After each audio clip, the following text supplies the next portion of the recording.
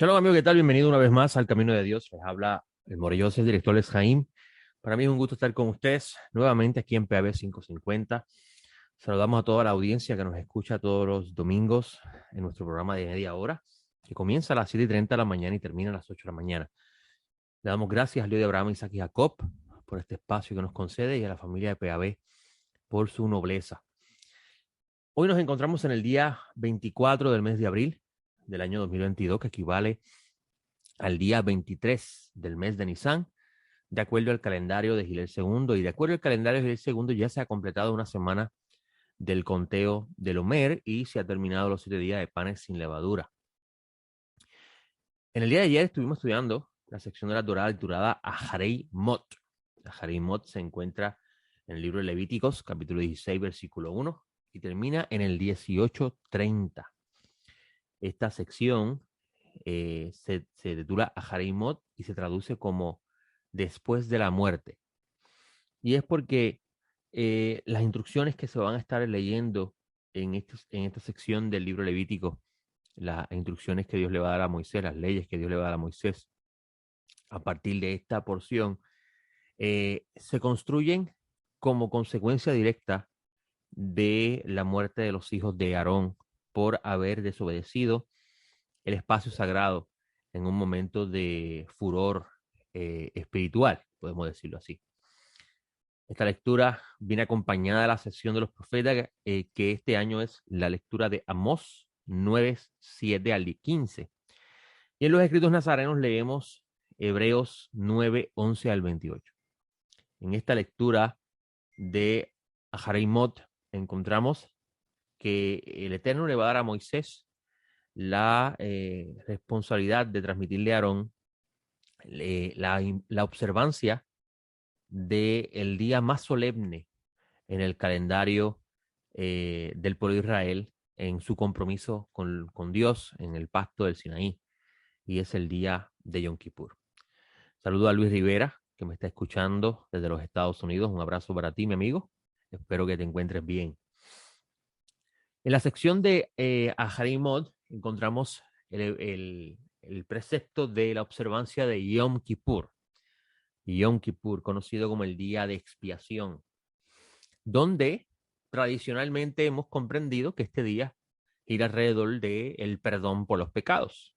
O sea, cualquier persona que no ha analizado bien el texto y cuál es el mensaje o el principio detrás del precepto, pensaría que Dios una vez al año perdona a Israel por sus pecados. Quiere decir que durante todo el año Israel peque, no pasa nada. Y eso no es lo que está transmitiendo el texto. El texto está hablando del concepto de expiar, y el concepto de expiar, la palabra expiar viene de una raíz hebrea que significa cubrir. Cubrir, o como decir, eh, tienes un objeto y lo quieres proteger, por así decirlo, lo vas a cubrir. O si ese objeto no puede resistir a lo que se va a enfrentar, por ejemplo, el calor, pues lo cubres con un artefacto, un objeto, una manta que pueda cubrir ese calor. O sea, el concepto de capar, que es donde viene el kipur, es el de cubrir. ¿Y por qué este día se hace expiación? ¿Cuál es el principio detrás de este día? La lectura de Escritura nos dice que la razón por la cual Aarón debía hacer este servicio es porque este día, eso es el versículo 33, se hará expiación por el santuario, se hará expiación por la tienda de reunión, por el altar, se hará expiación por los sacerdotes y por todo el pueblo de la congregación de Israel. O sea, el principio detrás de este día es la limpieza de todas las personas, servicios y objetos pertenecientes a la esfera de los santos. Y ahí es donde entra la palabra hebrea Kedushá. Nosotros le hemos dado un sentido religioso a la palabra santo, un sentido religioso y teológico a la palabra santo, pero la palabra santo en hebreo, la palabra Kadosh, en sí lo que significa es algo que es separado, separado de lo común, para una utilización mayor. Cuando Dios le dice al pueblo de Israel que debe ser santo, está diciendo a Israel que los estándares de su conducta y su forma de vida debe ser diferente y superior a los demás pueblos que les rodean. Así sucede con toda persona que se ha unido a la fe de Israel. Y mire lo que estoy diciendo, a la fe de Israel. ¿Por qué decimos eso? Porque los discípulos del maestro Nazaret y el maestro Nazaret son judíos. Lo que usted conoce como el cristianismo es en el tiempo de su formación, en el tiempo donde surgió este movimiento mesiánico, escatológico que vemos en los escritos nazarenos, es una rama, en el tiempo de surgimiento, es una rama del judaísmo, de los diferentes judaísmos del segundo templo. Y es muy importante conocer eso. Por consiguiente, cuando hablamos de ser santo, estamos hablando de una conducta que mide, que hace que la persona sea no superior a los demás, sino responsable, con mayor responsabilidad, con mayor conciencia de sus acciones, a diferencia de los demás. Incluso en la porción de la semana próxima, que es esta semana, que comienza hoy, tenemos la lectura de la sección Kedoshim, que es la palabra hebrea para santos. En esta porción de Kedoshim, el Eterno le va a decir a Moisés que el pueblo debe ser santo como él es santo. Y si usted mira esa lectura, le debe llamar muchísimo, si usted toma tiempo de leerla, le debe llamar muchísimo la atención la definición que le da el Eterno a la palabra santo. Mire esto, por ejemplo, dice, habla a la asamblea de Israel, dice el Eterno Moisés, y dile, sé santos porque yo soy santo. Cada uno temerá a su padre y a su madre. O sea, la palabra temer significa yirá, que es una palabra hebrea yirá, que significa reverenciar, guardar respeto, por así decirlo. Y dice, cada uno temerá a su padre y a su madre. O sea que la santidad, el respetar a los padres y a la madre, pertenecen a la esfera de la santidad. Dice el Eterno, guardaréis mi día de reposos. El que guarda su día de reposo están considerados parte de la esfera de santidad. Pero mire qué cosa interesante. Mire qué cosa interesante. Vas a encontrar que también dice, no harás extorsión a tu prójimo ni lo expoliarás. El salario del jornalero no pernoctará en tu poder hasta la mañana siguiente. Mire qué interesante. Dios define la santidad como el que una persona que tenga bajo su cargo un grupo de personas asalariadas, que él es el responsable de pagarle por la labor realizada, si esta persona le paga siempre a la fecha que se ha señalado del principio de su contratación, esa persona se considera santa ante Dios. Ahora, obviamente, para entender el concepto de la santidad, tiene que haber algo que defina lo profano. Y aquí es donde entra la importancia de esta sección de Harimot, porque en esta sección vamos a ver que Dios le dice a Israel, ustedes van a entrar a la tierra de Canaán y ustedes no pueden seguir la conducta de ese pueblo, de esos pueblos que yo voy a expulsar por sus abominaciones y por sus acciones. Y cuando usted mira los preceptos que Dios le va a dar, que son las acciones de esos pueblos, usted va a entender cómo Dios compara la santidad con lo demás que está a su alrededor, lo llamado común. O sea, que a fin de cuentas, cuando hablamos de santidad en lo que respecta al ser humano, hay un estándar establecido que hace que su participación o su puesta en práctica hace que una persona sea medida, o sea, mirada de una forma diferente en comparación a la otra. ¿Ok? Ahora, regresando al tema de Yom Kippur.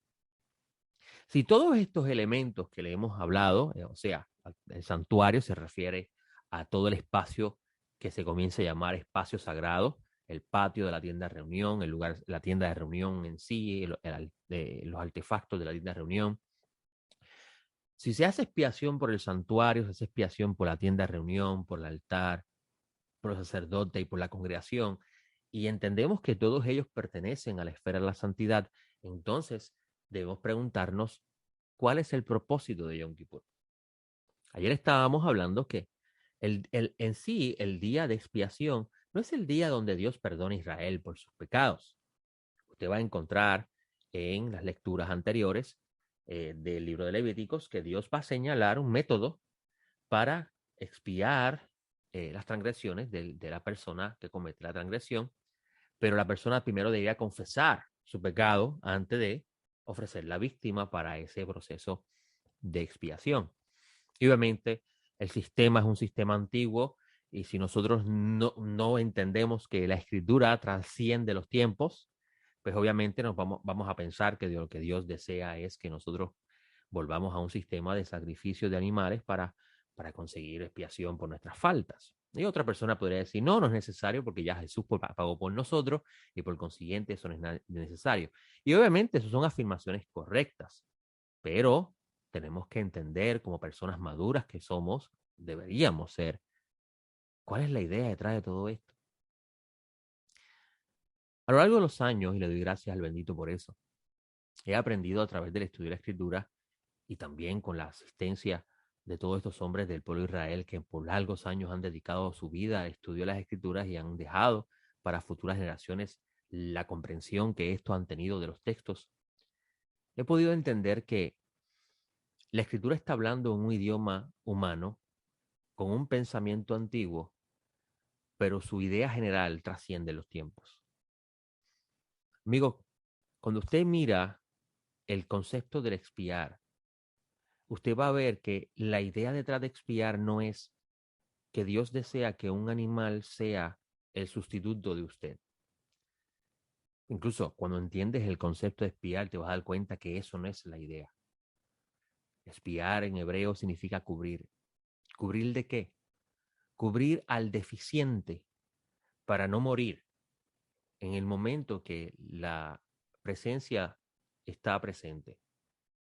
Es importante tener conciencia y conocer que todas estas leyes que Dios le da a Israel surgen después de que lo que nosotros conocemos como la gloria de Dios, que en el mundo de Israel se conoce como la Shejinah, que es la presencia palpable de Dios, está presente en la tienda del encuentro. Y hemos hablado en otros programas, ¿qué es esto que nosotros llamamos Dios? Que es imposible para el ser humano, el estado que se encuentra, poder tener aproximación a Él sin algo que medie entre lo puro y lo impuro, entre lo perfecto y lo imperfecto. Sabemos que no hay nadie más perfecto que el Creador. ¿Y qué es esto? Esto que llamamos Dios, ¿verdad? Y el Eterno sabe que, lo digo con mucho respeto, para incitar al pensamiento, que Él no permite que el ser humano en el estado que se encuentra pueda acercarse a Él sin algo que esté en el medio que lo proteja. Obviamente esto nos dice la deficiencia que tenemos como ser humano, nos lleva a preguntarnos qué nos llevó a nosotros a ser así deficientes si leemos la escritura que dice que el ser humano fue creado a imagen y semejanza de Dios.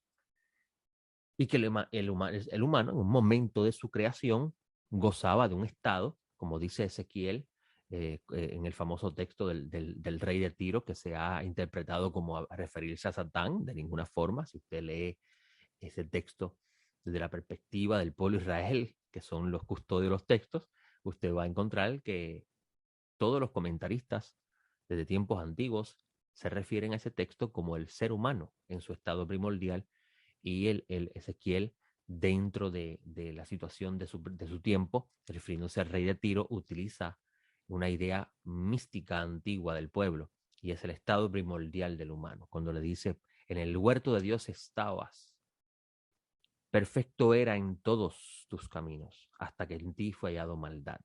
Ese texto de Ezequiel está hablando del ser humano en el principio, no está hablando del Satán como algunos intentan interpretar, igual que el texto de Isaías 14, cuando habla de cómo quisiste subir al cielo y poner tu asiento en el lugar de Dios. Él está hablando del rey de Babilonia, que en ese tiempo era Nabucodonosor, que se enalteció, y Daniel está ahí como testigo para hablar de cómo el rey se enalteció y recibió justa retribución por su altivez. Y volvemos al asunto, ¿por qué Dios entrega un sistema al pueblo de Israel que no existía antes de la impurificación o la imperfección que llega al mundo por causa de la transgresión del humano? Eso nos debe llevar a nosotros a meditar en qué nos ha sucedido. Este sistema que Dios le entrega a Israel, como dice Paul de Tarso, no iba a ser para siempre, sino hasta que viniese el perfecto y trajera consigo el mundo a la perfección. Ese es el Mesías, que nosotros esperamos su regreso, que sea pronto en nuestros días. Las Escrituras hablan de una nueva creación, de una restauración de todo, de un estado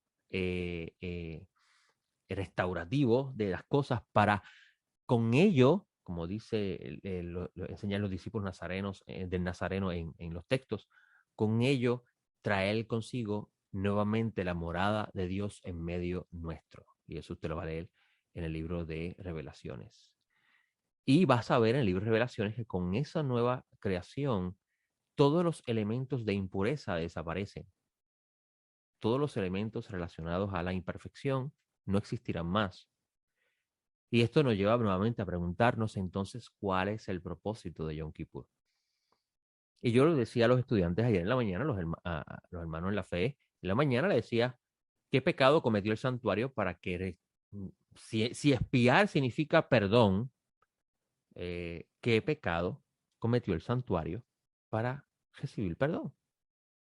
¿Acaso el santuario no es el lugar donde está la tienda del encuentro y la tienda del encuentro es el lugar donde está la casa de Dios? ¿Qué pecado cometió la tienda de reunión para recibir expiación? ¿Qué pecado cometió el altar?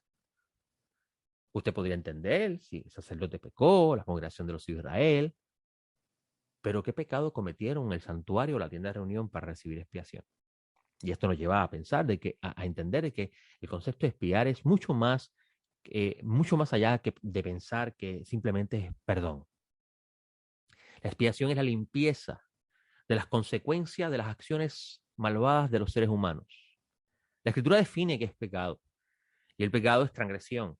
¿Transgresión de qué? Transgresión el diseño perfecto de Dios a lo imperfecto. Por ejemplo, usted va a encontrar en esta porción de la Escritura que en la tierra de Canaán se practicaban cosas que en la Escritura Dios le va a decir a Israel, usted no puede hacer eso. Como por ejemplo, el que un hombre tome por esposa a la esposa de su hermano. Eso lo hacían los cananeos. Y Dios le dice a Israel, no puedes hacer eso. Como por ejemplo, tomar sangre. Dios le prohíbe a Israel el consumo de la sangre de los animales. Eso lo hacían los cananeos. Es interesante esto porque cuando llegamos al capítulo 15 del libro de los Hechos, encontramos que de las leyes que le van a dar los discípulos del Señor a los gentiles que se están uniendo a la fe, una de ellas es no consumir sangre. O sea, cuando estudiamos la Escritura y miramos desde el lenguaje antiguo y su pensamiento, ¿qué se está hablando? Y comenzamos a intentar entender qué es lo que hay detrás de todo esto. Vamos a ver cosas, vamos a entender cosas que no entendíamos antes. Y vuelvo y repito, ¿por qué había que limpiar el santuario? ¿Por qué había que limpiar la tienda de reunión? ¿Por qué había que limpiar el altar, el sacerdocio? ¿Por qué había que limpiar al pueblo de Israel? Amigo, Yom Kippur es el día donde era el día, porque obviamente hoy en día no se puede observar de acuerdo al requerimiento de la Escritura, aunque luego del surgimiento del judaísmo rabínico, pues los rabinos crearon un sustituto a la ausencia del templo y eso se ha convertido como ley para ellos, pero es prácticamente una observancia tradicional que busca responder a la deficiencia de la ausencia del santuario y del sistema. Pero cuando analizamos lo que se hace en este día, amigos, Yom Kippur era el día donde Dios se reconciliaba con el pueblo de Israel, donde Dios reconciliaba con la tierra, donde Dios reconciliaba con el ministerio sacerdotal. O sea, la aceptación de la ofrenda Y el ritual traía consigo la garantía de que Dios estaría con el pueblo, la presencia de Dios estaría habitando en medio del pueblo un año más. Por eso es que cada año había que hacer ese servicio para preservar el estado de la kedushá, de la santidad en ese espacio. Y eso nos lleva a preguntarnos si se limpiaba esta área, el santuario, los sacerdotes, el pueblo de Israel, el altar, etcétera, etcétera. ¿Se limpiaba de qué? La escritura dice que se limpiaba por causa de las inmundicias y los pecados cometidos. O sea, esto nos lleva a pensar que toda acción que es contraria al diseño de Dios trae consigo un daño. ¿En dónde? Mira a dónde lo estoy llevando, amigo que me está escuchando. Lo estamos llevando a entender esto mucho más allá de la simple letra.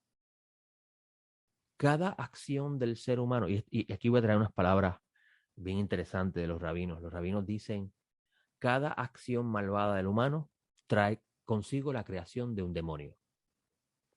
Y cada acción buena del ser humano trae consigo la creación de un ángel. Y usted escucha eso y si no entiende cómo piensa el mundo rabínico, podría pensar que literalmente cuando usted hace algo, crea un demonio, hace algo malo. Y cuando hace algo bueno, crea un ángel. Y lo que están ellos tratando de transmitir es la idea detrás de lo que es un ángel y lo que es un demonio. Son espíritus, son energías. Los ángeles son espíritus buenos o energías puras. Y los demonios son energías sucias, energías impuras o espíritus malvados. ¿Cuántas veces usted no ha entrado a un lugar donde hacía unos minutos había una discusión fuerte, donde la atmósfera está tensa y usted no sabe de qué estaba pasando, pero usted lo percibe en sus sensaciones? Eso es un mejor ejemplo de la idea que transmiten los rabinos. Esto significa que antes de que esa atmósfera estuviera así de extensa, ocurrió algo que trajo consigo el que se detonara ese estado que usted puede sentir. Así sucede con cada acción del ser humano. Y esto es importante entenderlo, amigo. Usted puede cometer una falta gravísima contra su prójimo. Y usted puede pedirle perdón a su prójimo. Pero las consecuencias de esa falta quedan en los ambientes por mucho tiempo, a no ser que la divinidad intervenga y limpie. Y esto es importante, porque vamos a ver que en los profetas se anuncia que Dios haría algo así. Eso se encuentra en el libro de Oseas, en el capítulo 14 del libro de Oseas. Voy a buscarlo aquí, ¿verdad? Estoy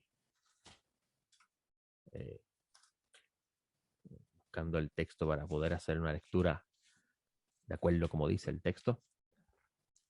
Capítulo 14 de Oseas, es importante entender el contexto histórico del libro de Oseas.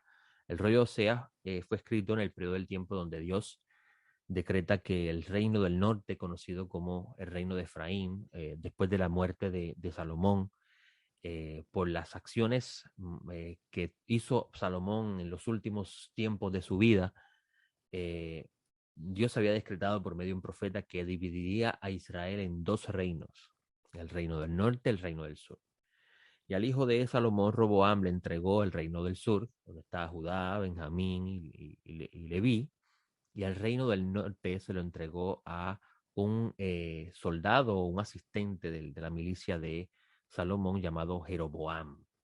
Él era efraimita y él se convirtió en el rey del norte. Jeroboam, desconociendo y falto de asistencia en asesoramiento de las cosas de Dios, cometió un gran error y es que transgredió la constitución del reino de Dios. No te harás imagen de nada de lo que está en los cielos y en la tierra, y te postrarás ante él. Y Jeroboam cometió un pecado gravísimo. Ordenó construir dos becerros de oro y colocó uno en Betel y otro en Dan. Y le dijo a Israel, al reino del norte, que ese es el Dios que lo sacó, o los dioses que lo sacaron de la tierra de Egipto, eso muestra claramente la ignorancia y el desconocimiento que tenía Jeroboam de la historia de su pueblo. Y esto trajo consigo en que eventualmente se añadieran acciones malvadas y en ese momento a partir de ese momento aparece un profeta llamado Oseas, que es escogido por Dios para traer el mensaje al reino del norte de que sería exiliado por los asirios. Esto es por haber violentado el pacto de Dios. Y todo el rollo de profeta Oseas se construye alrededor de esa historia que le estoy diciendo en forma resumida. Hay mucho más sobre eso, debe leerlo en los libros de los reyes. Y en el capítulo 14 hay unas palabras muy interesantes que al tener contenido profético nos debe llevar a nosotros a pensar mucho más allá del el relato histórico. Y es lo siguiente, dice el texto: Oh Israel, vuélvete al Eterno tu Dios, pues has caído por tu iniquidad. Procuraos palabras y volveos al Eterno. Decidle. ¿Quién le va a decir? Ok, Israel le tiene que decir, le va a decir a Dios. Y en este contexto, Israel no es el pueblo de las 12 tribus, en este contexto, sino es el reino del norte, de quien cometió la gran transgresión. Decirle, Israel debe decirle a Dios: quita toda iniquidad y acéptanos con benevolencia. Esto es interesante porque el profeta está algo que debía hacer el sacerdote en Yom Kippur, y es limpiar el santuario, limpiar la tienda, limpiar el altar, el sacerdocio y el pueblo, quitar las consecuencias de las acciones malvadas. Ahora el profeta dice que el pueblo debe pedirle a Dios que lo quite, que sea Él el que limpie al pueblo, para que luego sean aceptados. Y ahí es donde entra la idea, la importancia de Yom Kippur, porque para que la presencia de Dios continuase la relación que tenía de acuerdo al pacto de Sinaí con Israel, era necesario que Dios aceptara el proceso de la limpieza. Y ahora vamos a ver en este texto que es todo lo opuesto. No es el sacerdote principal el que va a hacer el servicio para, el sacerdote de la casa Aarón, el que va a hacer el servicio para limpiar al pueblo de las consecuencias de sus transgresiones, sino es el Eterno el que habría de hacer eso. Y esto ya debe llamar muchísimo la atención, porque nos está hablando entonces, el profeta nos está diciendo que habría de venir un tiempo donde Dios intervendría para limpiar toda la iniquidad, pero mucho más allá del pueblo de Israel, sino del mundo. La palabra avon es la palabra hebrea para iniquidad, y la palabra avon es una palabra que significa acciones de maldad cuyo daño es muerte. Muy importante conocer eso. Y usted diría, bueno, es que esto es un libro antiguo, de religión. No, amigos, esto es un libro que tiene mucho más que religión y teología. Es un libro que le ayuda a entender a usted muchas cosas de la realidad que usted tiene al lado suyo. No va a leer por accidente que la Escritura dice en los escritos nazarenos que habrá un tiempo que Dios habría de juzgar al mundo con fuego. Usted lee eso y dice, pero ¿cómo es eso? Dios juzgar al mundo con fuego. Usted va a empezar a pensar como en las películas, que del cielo va a caer fuego y se va a quemar todas las cosas y usted va a estar ardiendo. Usted va a leer en la Escritura que habían dos formas de purificación, dos formas de limpiar: agua y fuego. Y esto para enseñar detrás de esos dos conceptos ideas relacionadas a los atributos de Dios. Los rabinos de Israel enseñan que cuando Dios limpia el mundo con agua, le está enviando su bondad al mundo. Porque después del agua causar cierto daño, usted va a ver que la creación se reverdece y se recrea. Pero cuando Dios envía fuego al mundo, está borrando todo rastro que pueda perpetuar el daño que se estaba haciendo. Y esto es bien interesante, esta idea, porque entonces cuando leemos que vendría un tiempo donde Dios enviaría al Mesías para limpiar al mundo con fuego, o juzgar al mundo con fuego, entonces podemos entender el principio. No estamos hablando de la destrucción del mundo como las películas nos enseñan, sino la limpieza estricta de la creación para que el diseño primordial se complete. Y ahí entra en escena lo que siempre he estado hablando en este programa, y hasta que venga el Señor y tenga fuerza, continuaré diciendo. Para que se cumpla el deseo de Dios desde el principio, morar con el ser humano en una creación perfecta por siempre y para siempre. Por eso es que en las Revelaciones dice, y vi un cielo nuevo y una tierra nueva, porque el primer cielo y la primera tierra pasaron y el mar no existía más. Y vi que descendía del cielo de Dios la ciudad santa, Nueva Jerusalén, dispuesta como una esposa ataviada para su esposo. Y oí una voz, una gran voz procedente del trono que decía, he aquí el tabernáculo de Dios con los hombres, y morará con ellos, y ellos serán pueblo suyo, y Dios mismo estará con ellos. Que sea pronto nuestros días. Hablo yo, soy el director Jaime. Nos vemos la próxima. Shalom.